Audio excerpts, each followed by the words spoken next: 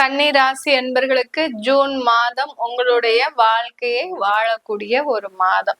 ஒரு புதுவிதமான ஒரு வாழ்க்கை ஆரம்பம், ஒரு புத்துணர்ச்சியான ஒரு வாழ்க்கை ஆரம்பம்.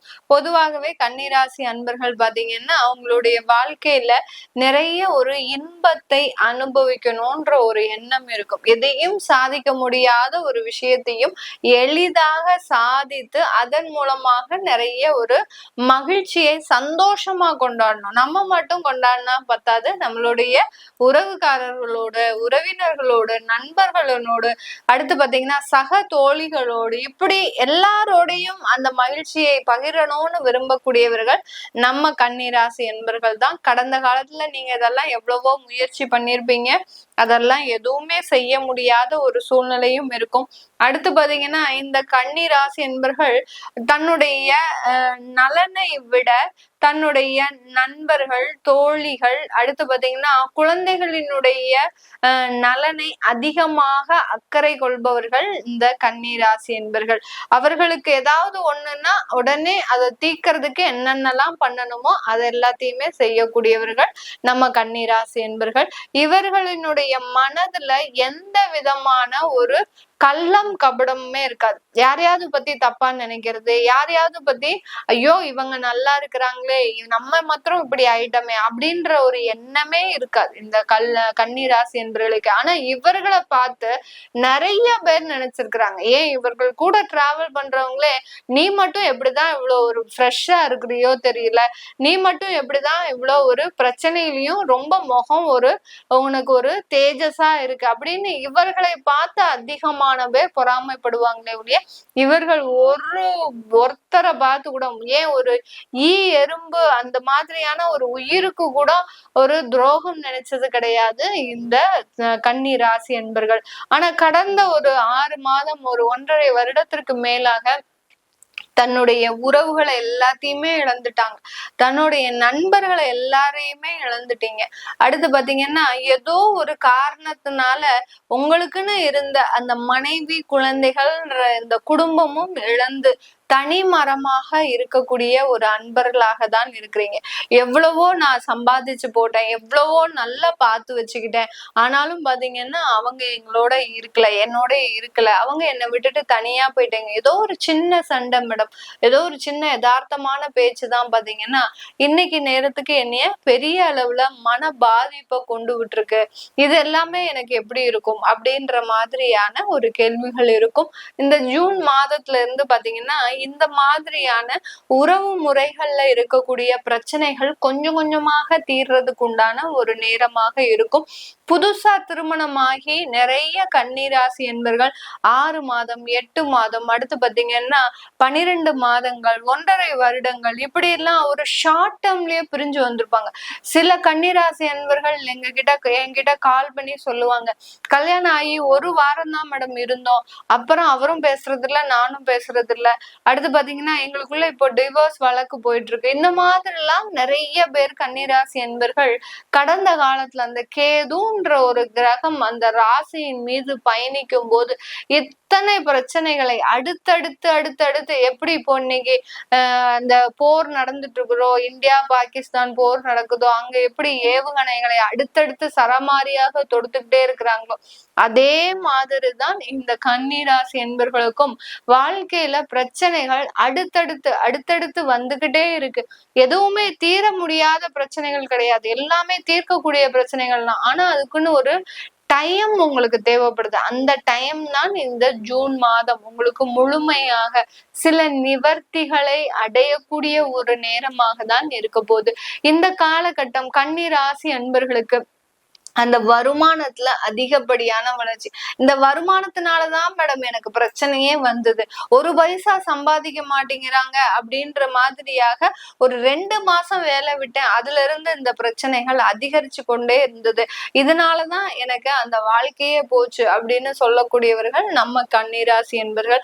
அந்த வருமானத்துல இருந்த சிக்கல்கள், அடுத்து ஏகப்பட்ட தலைக்கு மேல பாரங்கள், கன்னிராசி என்பர்கள் நான் தான் சொன்னேன் இல்லையா, உறவினர்களையும் நண்பர்களையும் தோழர்களையும் தோழிகளையும் அரவணைத்து செல்ல, அவர்கள் பாரத் எல்லாத்தையுமே தலைக்கு மேல சுமந்துட்டு இருக்கிறீங்க. தலைக்கு மேல 7 கத்தி தொங்கும். இந்த கன்னிராசி என்பர்களுக்கு 1 2 இல்ல, தலைக்கு மேல கத்திகள் தொங்கக்கூடிய அன்பர்களாக தான் இருப்பீங்க.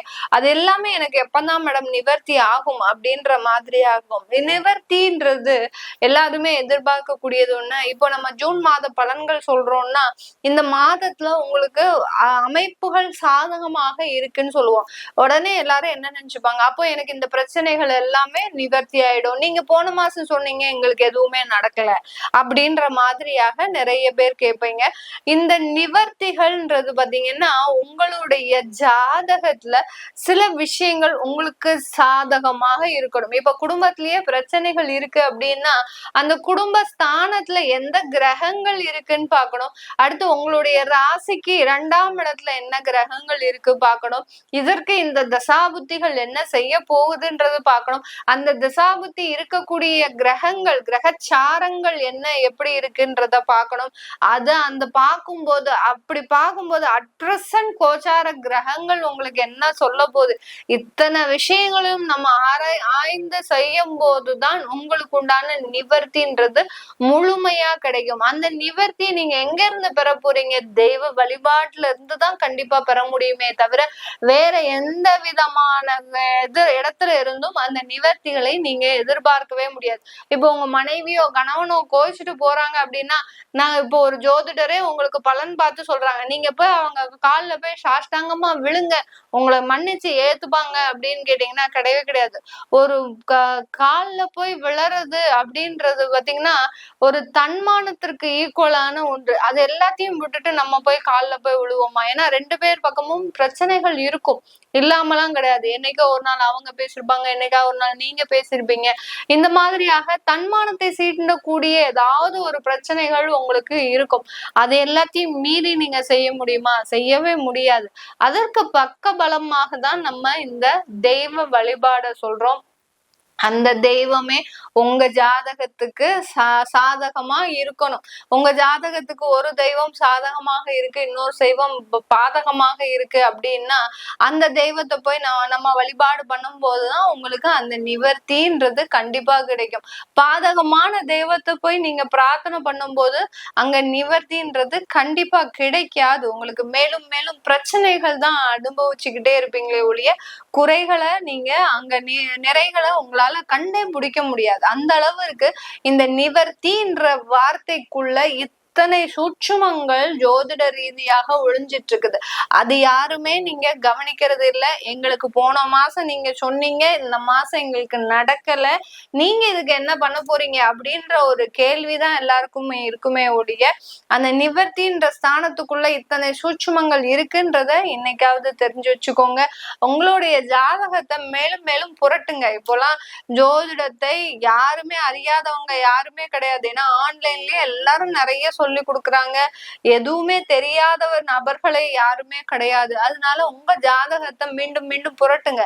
நம்மளுக்கு எந்த இடத்துல பிரச்சனை, எந்த இதனால பிரச்சனை, அப்போ நம்ம எந்த இடத்துல கவனமா இருக்கணும் அப்படின்ற விஷயங்களை தெரிஞ்சுக்கிட்டீங்க அப்படின்னாலே உங்களுக்கு நிறைய ஒரு நிவர்த்திகள் கண்டிப்பா கிடைக்கும். இப்போ நம்ம இந்த கன்னி ராசி அன்பர்களுக்கு உங்களுக்கு வேலை வாய்ப்புகள்லயும் நிறைய ஒரு சேஞ்சஸ். அடுத்து பாத்தீங்கன்னா வெளியூர் இடத்துல படிக்கக்கூடிய ஒரு குழந்தைகள் வெளிநாட்டுக்கு போய் படிக்கணும், மேற்படிப்பு படிக்கணும், சில பேர் புதுசா காலேஜ் போடணும் அப்படின்னு நினைக்கிறவங்களுக்கு எல்லாம் எந்த விதமான சிக்கல்களுமே கிடையாது. ஒரு நல்ல ஒரு ஜூன் மாதத்துல அது எல்லாமே எளிதாக மிக ஒரு திறமைக்கு அங்கீகாரம் கிடைக்கக்கூடிய ஒரு நேரமாக தான் இந்த கன்னி ராசி அன்பர்களுக்கு இருக்க போது. இதெல்லாமே நம்ம கோச்சார நிலவரப்படி பலன்களை கணிச்சு சொல்லியிருக்கிறோம். உங்களுடைய சுய ஜாதக பலன்களை தெரிஞ்சுக்கணும் விருப்பப்படுறவங்க கீழே இருக்கிற நம்பருக்கு வாட்ஸ்அப்ல அப்பாயின்மெண்ட் வாங்கிக்கலாம். உங்களிடமிருந்து விடைபெறுவது உங்கள் ஆஸ்ட்ரோ பூர்ணா.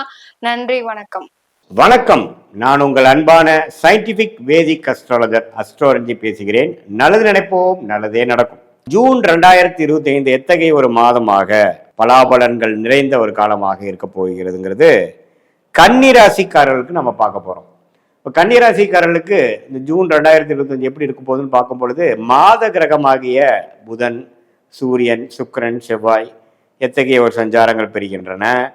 ஆண்டு கிரகம் என்று சொல்லப்படுகிற குரு, சனி, ராகு, கேது எல்லாமே பார்த்தீங்கன்னா ஆண்டுக்கு ஒரு முறை, 2 ஆண்டுக்கு ஒரு முறைங்கிற மாதிரி சஞ்சரிக்கக்கூடிய, பயிற்சி பெறக்கூடிய கிரகங்களோட அமைப்பு கன்னி ராசிக்கு எப்படி இருக்கு, இது ரெண்டையும் சேர்த்து பார்க்கும் பொழுது கன்னி ராசிக்கு எத்தகைய ஒரு அமைப்பு நிறைந்ததாக ஜூன் 2025 இருக்கிறது நம்ம பார்க்க போகிறோம். அதுக்கு முன்னாடி நம்ம சேனல் ஃபர்ஸ்ட் டைம் வரவங்க மறக்காமல் சப்ஸ்கிரைப் பண்ணுங்கள்.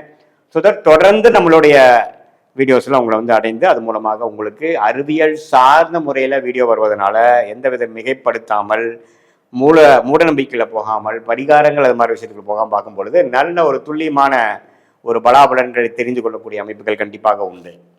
ஸோ அந்த அடிப்படையில் இப்போ கன்னிராசிக்கு 2025 ஜூன் மாதம் எப்படி இருக்க போகுதுன்னு பார்க்கும் பொழுது குரு பார்த்தீங்கன்னா 10ஆம் இடத்துக்கு வந்து 2ஆம் இடத்தை பார்க்கிறார், 4ஆம் இடம் என்று தன்னுடைய ஓன் வீட்டை பார்க்கிறார், 6ஆம் இடத்தை பார்க்கிறாருங்கிறது இந்த வீடு, வண்டி, வாகனம், பண புழக்காட்டம், கடன் மூலமாக பணம் வருவது அல்லது நம்மளோட ஓன் மூலமாக நம்மளே சம்பாதிக்கிறது, ஒரு கேஷ் ஃப்ளோ இம்ப்ரூவ் பண்ணுறது அப்படிங்கிற மாதிரி நல்ல பலாபலன்கள் நிறைந்ததாக ஒரு அமைப்பு குருவோட சஞ்சாரம் கன்னிராசிக்கு வருது. இதுவரை பார்த்தீங்கன்னா கேஷ் ஃப்ளோ அவள் நினைக்கிற அளவுக்கு இல்லை அப்படின்னு நம்ம அதை நோக்கி நம்ம தொழிலதிபர்களாக இருந்தாலும் சரி, வியாபாரிகளாக இருந்தாலும் சரி, உத்தியோகத்தில் இருந்தவங்களாலும் சரி, இப்போ பார்த்தீங்கன்னா அடுத்த ஒரு வருடத்துக்கு ஒரு நல்ல ஒரு கேஷ்ல வரக்கூடிய ஒரு ஆரம்ப கட்ட மாதமாக ஜூன் மாதம் இருக்க போகிறது என்று நீங்கள் தெரிந்து கொள்ள வேண்டும். அதே சமயத்தில் கடந்த 1.5 வருஷமாக ராகு கேது அப்படிங்கிற ஒரு ராசிக்குள்ள சம்மந்தப்பட்டு மன குழப்பங்கள், சில விஷயத்தில் முடிவெடுக்க முடியாத ஒரு அமைப்புகள், லெஃப்ட்டும் போக முடியல, ரைட்டும் போக முடியல, ஒரு மாதிரி மனக்குழப்பங்கள் நிறைந்த கன்னிராசிக்காரர்களுக்கெல்லாம் பார்த்தீங்கன்னா படிப்படியாக இந்த ஜூன் மாதம் பிறக்கிறப்பவே பார்த்தீங்கன்னா சனி பயிற்சி முடிந்து விட்டது, குரு பயிற்சி முடிந்து விட்டது, ராகு கேது பயிற்சி முடிந்து எல்லாமே சாதகமான பயிற்சியாக வருகிறது. ஸோ ராகு கேது ராசி விட்டு விலகி ராகு 6ஆம் இடத்துக்கும் கேது 12ஆம் இடத்துக்கும் வருவது சூப்பர், அருமையான விஷயம். ஸோ அதனால என்ன ஆகும்னா அவங்களுக்கு மென்டல் கிளாரிட்டி கிடைக்கும், ஒரு ஸ்ட்ரெச் கிடைக்கும், அடுத்தது என்ன பண்ண போறோங்கிற ஒரு தீர்க்கமான ஒரு முடிவெடுக்கக்கூடிய ஒரு காலகட்டமாக இருக்க போகிறது. ஸோ அடுத்து வரக்கூடிய அதே மாதிரி சனி பார்த்தீங்கன்னா 6ஆம் இடத்திலிருந்து ஒரு ஓய்வை கொடுத்து கடன் நோய் எதிரிகளை வந்து கட்டுப்பாடு கொண்டிருந்து 7ஆம் இடத்துல வந்து அதிக உழைப்பு, அதிக உத்வேகம், புதிய தொடர்புகள், இதுவரை நம்ம வந்து ஒரு ஒரு முயற்சி எடுக்காம அப்படியே திட்டு மேலே உட்காந்துட்டு காலை தண்ணியில் நினைச்சிட்டு கிணத்துக்குள்ள குதிக்காம அப்படியே யோசனை பண்ணிட்டு இருந்தவங்களாம் இப்போ குருவாரன்னு குதிச்சிருவாங்க, வேலையில இறங்கிடுவாங்க, முயற்சியில இறங்கிடுவாங்க, ஜெயிப்பதற்கு என்ன வழின்னு பார்ப்பாங்க, ரியாலிட்டிஸை ஃபேஸ் பண்ண போயிடுவாங்க. ஸோ அந்த அமைப்பு தான் சனி 7ஆம் இடத்துக்கு வருவது. கண்டிப்பாக அது ராசியை சனி பார்த்தாலும் அது வந்து கண்டக சனி என்று சொன்னாலும் அதுதான் ஜாதகரை வந்து உத்வேகப்படுத்தி அடுத்த லெவல் வாழ்க்கையில வேணுங்கிற ரிஸ்க் எடுக்கக்கூடிய அமைப்பை கொடுக்கக்கூடிய ஒரு அருமையான ஒரு பயிற்சி தான் அது. ஸோ இதெல்லாமே ஆண்டு கிரகத்தின் அமைப்பு ரொம்ப நல்லா இருக்கு. அதே சமயத்துல புதன்கிற ராசி அதிபதியே பார்த்தீங்கன்னா ரிஷபத்திலேயே மாதத்தின் முதல் வாரம் இருந்து அதுக்கப்புறம் பார்த்தீங்கன்னா 16ஆம் தேதி அந்த 22ஆம் தேதி மாதத்தின் 3வது வாரத்துல பார்த்தீங்கன்னா மிதுனம், அதுக்கப்புறம் கடகம்னு போய் அது ஒரு ராசியோட சஞ்சாரம், ராசிநாதனோட சஞ்சாரமே ஒரு நல்ல அமைப்புல ரிஷபம், மிதுனம், கடகம், அதாவது 9ஆம் இடம், 10ஆம் இடம், 11ஆம் இடம் என்று நட்பு வீடு, ஆட்சி வீடுங்கிறது நல்லா இருக்கு. ஸோ ராசி அதிபதி பலம் பெறும் பொழுது நல்ல அமைப்பு கொடுக்கக்கூடிய, நல்ல தீர்க்கமான முடிவு எடுக்கக்கூடிய, ஆல்ரெடி ராகு கேது வேற ராசியிலிருந்து விலகிட்டாங்க. ஸோ அப்படிங்கிறப்ப ராசி அதிபதியும் நல்லா இருக்கும் பொழுது, அதே குறிப்பா பார்த்தீங்கன்னா மாதத்தின் செகண்ட் ஆஃப் என்று சொல்லப்படுகிற 3rd and 4th வீக்லாம் பார்த்தீங்கன்னா புதன் குருவோட சேர்ந்து சூரியனோட சேர்ந்து 10ஆம் இடத்துல இருப்பது அருமை.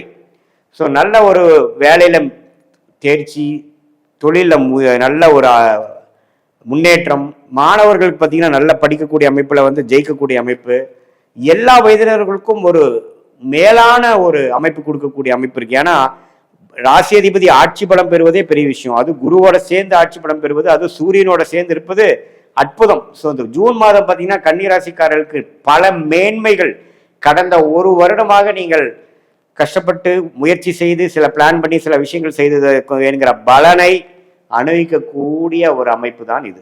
ஸோ இது நல்லா இருக்குங்க. அதே சமயத்தில் பார்த்தீங்கன்னா செவ்வாய் பார்த்தீங்கன்னா மாதத்தின் 2வது வாரமே 10ஆம் இடத்திலிருந்து 11ஆம் இடத்துக்கு வந்து நீச்சம் பெறுவதும் நல்ல ஒரு அமைப்பு தான். அதே சமயத்தில் சுக்கிரனின் ராஜயோகாதிபதி சுக்கிரனின் சஞ்சாரம் பார்த்தீங்கன்னா மேஷத்திலேயே இருந்து மறைமுக இன்கம்மை கொடுத்து மாதத்தின் இறுதியில் பார்த்தீங்கன்னா 9ஆம் இடம் என்று சொல்லப்படுகிறார் ரிஷபத்துக்கே வருவது அருமை. ஸோ சுக்கிரனின் சஞ்சாரம், செவ்வாய், புதன், சூரியனும் பார்த்தீங்கன்னா மாதத்தின் 3rd வீக் ஜூன் 16ஆம் தேதி பார்த்தீங்கன்னா 10ஆம் இடத்துக்கு போய் இருப்பது அருமை. ஸோ மாதம் கிரகத்தின் பயிற்சிகள் அருமையாக இருக்குது, ஆண்டு கிரகத்தின் பயிற்சியும் அருமையாக இருக்கும் பொழுது கன்னிராசிக்காரர்களுக்கு ராகு கேது விலகுனதும், குரு 2ஆம் இடத்தை பார்ப்பதும், ராசி அதிபதியே வாழ்வு பெறுவதும் எல்லாம் பார்க்கும் பொழுது இதுவரை 1.5 வருடமாக சில திட்டங்களை தீட்டி சில முயற்சிகளை எடுப்பவர்களுக்கு கைமேல பலனை கொடுக்கக்கூடிய ஒரு அருமையான ஒரு காலகட்டத்துக்கு மேன்கிற ஒரு முதல் கட்ட ஆரம்ப கட்ட ஒரு மாதமாக ஜூன் 2025 கன்னிராசிக்காரர்களுக்கு இருக்குங்கிறது நீங்க தெரிஞ்சுக்கணும்.